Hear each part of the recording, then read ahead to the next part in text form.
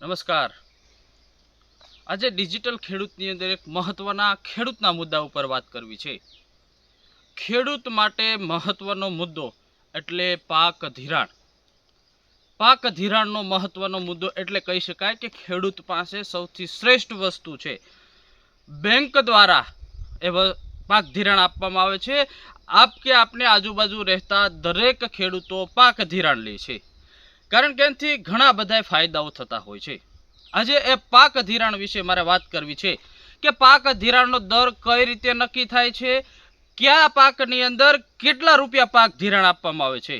આપણે આમ તો જાહેરની અંદર વાત કરતા હોઈએ કે એટલા રૂપિયા પાક ધિરાણ મળે છે, એટલી બેંકમાંથી એટલા રૂપિયા પાક ધિરાણ મળે છે, પરંતુ આ પાક ધિરાણનો દર કોણ નક્કી કરે છે?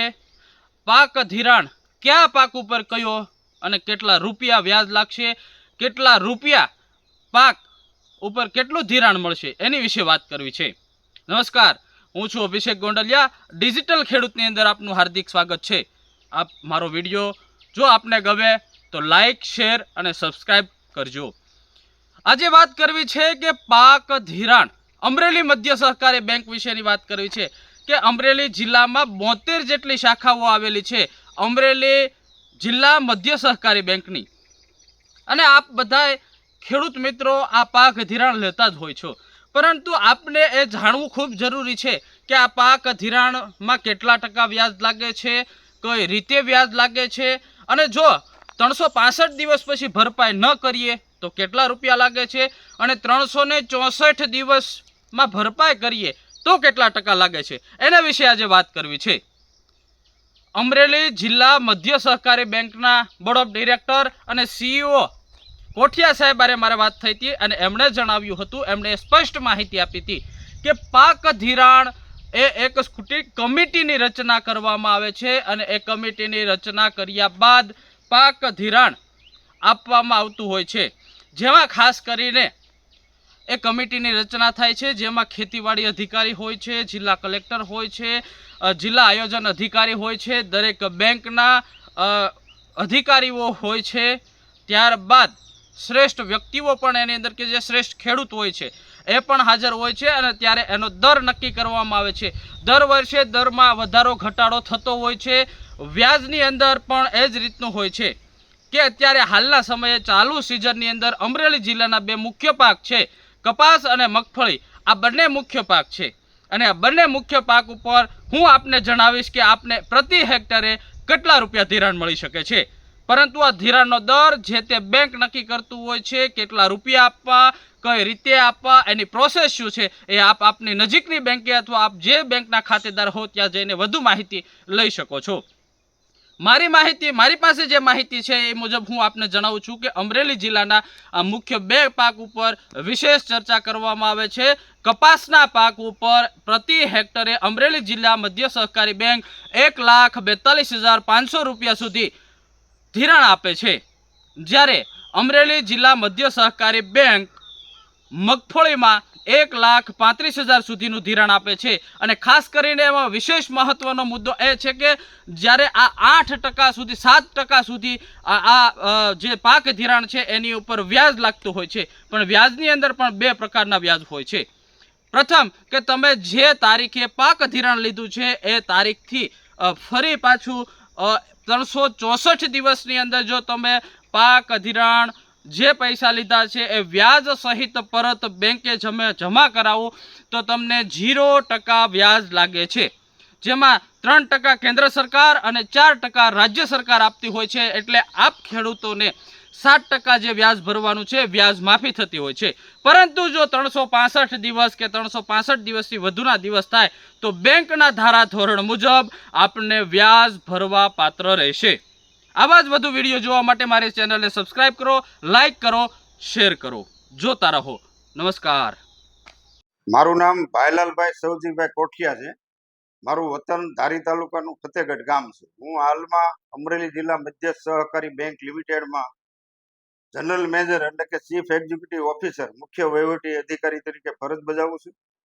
આ બેંકની અંદર આ જિલ્લાની અંદર આવેલા ખેડૂત ભાઈઓને ખરીફ, પછી ચોમાસું, શિયાળુ અને ઉનાળુ પાક માટે વિવિધ જે પાકો વાવે છે એના ધિરાણ કરવામાં આવે છે. પહેલા તો મુખ્યત્વે આપણા જિલ્લાના 2 પાક છે.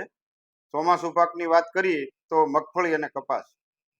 કોઈ પણ ખેડૂત 1 હેક્ટર જમીન ધરાવતા હોય તો એમને 1 હેક્ટરે 1,37,500 નું બેંક દ્વારા ટેકનિકલ ગ્રુપની મિટિંગમાં જે દરો નક્કી થયા છે એ મુજબ ધિરાણ આપવામાં આવે છે.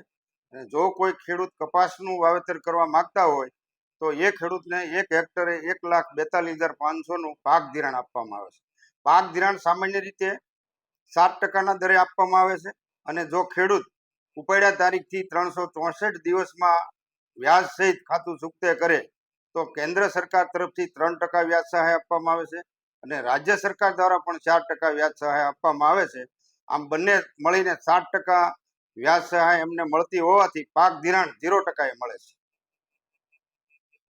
આમ કહું ને તો ગુજરાતમાં દરેક જિલ્લામાં એક મધ્યસ્થ સહકારી બેંક છે, પણ અમરેલી જિલ્લા મધ્યસ્થ સહકારી બેંકે બેન્કિંગ ક્ષેત્રમાં, સહકાર ક્ષેત્રમાં એક નવી કેળી કંડારી છે. અમરેલી જિલ્લા બેંકની 72 શાખાઓ છે. ખાસ તો મારે ગૌરવ અમરેલી જિલ્લા મધ્યસ્થ સહકારી બેંક માટે, ખેડૂતોને અને આમ જનતા માટે ગૌરવની બાબત તો એ છે કે 72 શાખાનો એક પણ કર્મચારી 1 પણ રૂપિયાની અપેક્ષા વિના ભરવામાં આવ્યો છે. કોઈ સાબિત કરી દે કે કોઈએ 5 રૂપિયા એની ભરતી માટે આપ્યા છે. કોઈ બેંક એવી નથી. 10-10, 20-20 લાખ રૂપિયાના ભાવ છે, જાહેર ભાવ છે અને એ લોકોના પાવરમાં આવતું હોય છે.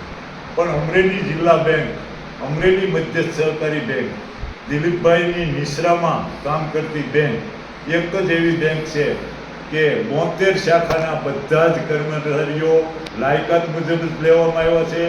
એની નૈતિકતા, એની પ્રમાણિકતા, એની સ્ટાન્ડર્ડતા જોઈને જ કર્મચારીઓનું સિલેક્શન કરવામાં આવે છે. અને આના કારણે જ અમરેલી જિલ્લા મધ્ય સહકારી બેંકનો વહીવટ ગુજરાતમાં પહેલા ક્રમે આવે છે. ખાસ તો ખેડૂતો એટલા માટે ખુશી છે કે બેંકોની મર્યાદા હોય છે કે હેક્ટર ઉપર ધિરાણ કરવામાં આવે છે. કે ધારો કે 1 હેક્ટર જમીન હોય તો એને 1,40,000 કે 35,000 ધિરાણની મર્યાદા હોય. અમરેલી જિલ્લા મધ્ય સહકારી બેંકના સંપર્કમાં રહેતા ખેડૂતો એવું કહે કે મારે ઘરનો કૂવો નથી, બહારથી પાણી લઈને હું પીત કરું છું અને આ ધિરાણની મર્યાદામાં મારો પાક હું લઈ શકું એમ નથી, તો એ ખેડૂતની વ્યક્તિગત લાયકાત જોઈને, જમીનની મર્યાદા નહીં, ખેડૂતની વ્યક્તિગત લાયકાત જોઈને 1 લાખ કે 1.5 લાખની મર્યાદા ઉપરાંત 2-2.5 લાખ સુધીનું હેક્ટરે ધિરાણ આપવામાં આવે. અમરેલી જિલ્લા મધ્યસ્થ સહકારી બેંક તો ખેડૂતોની જીવંતતા કેમ રહે, ખેડૂતો ખેતીને કેમ જીવંત રાખે અને રાષ્ટ્રીય આવકમાં કેમ વધારો થાય એટલા માટેના સંપૂર્ણ પ્રયત્નો કરે છે. અમરેલી જિલ્લા મધ્યસ્થ સહકારી બેંક માટે તો મને ગૌરવ સાથે કહેવું પડે કે અમરેલી જિલ્લા મધ્યસ્થ સહકારી બેંક એ તો જિલ્લાના ખેડૂતોનું ગૌરવ છે. અમારું આ માથું ઊંચું લઈને સહકારી ક્ષેત્રે સૌથી શ્રેષ્ઠતમ કોઈ કામગીરી કોઈ બેંક કરતી હોય તો અમરેલી જિલ્લા મધ્યસ્થ સહકારી બેંક કરે છે. બધા જ એના કર્મચારીઓ એટલા પ્રમાણિક છે, એના મેનેજરો એટલા પ્રમાણિક છે અને એના વહીવટ કરતા બોર્ડ અને ડિરેક્ટરો પણ એટલા જ પ્રમાણિક છે. અને એક આ વિશ્વસનીયતાની શાખા છે. અમરેલી જિલ્લા મધ્યસ્થ સહકારી બેંક ખેડૂતોની બેંક છે, ખેડૂતોને માટે કામ કરતી બેંક છે, પણ આમ જનતાની વિશ્વસનીયતાની બેંક છે. મામા શું કહેશો આ પાક ધિરાણ વિશે શું કહો છો? પાક ધિરાણ અમરેલી મધ્ય સહકારી બેંક છે એમાં આ વર્ષે નક્કી કરવામાં આવ્યું. કપાસનો પાકમાં પાક ધિરાણ 1,45,000, મગફળીના પાકમાં 1,35,000. શું કહેશો?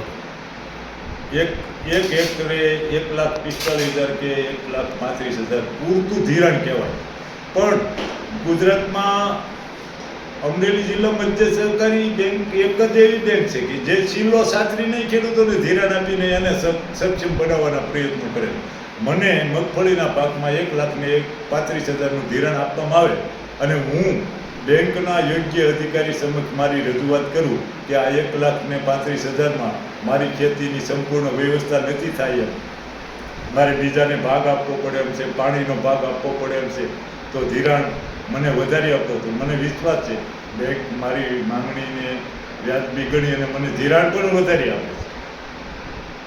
ડિજિટલ ખેડૂત સાથે તમારી ખેતીને આપો નવી દિશા.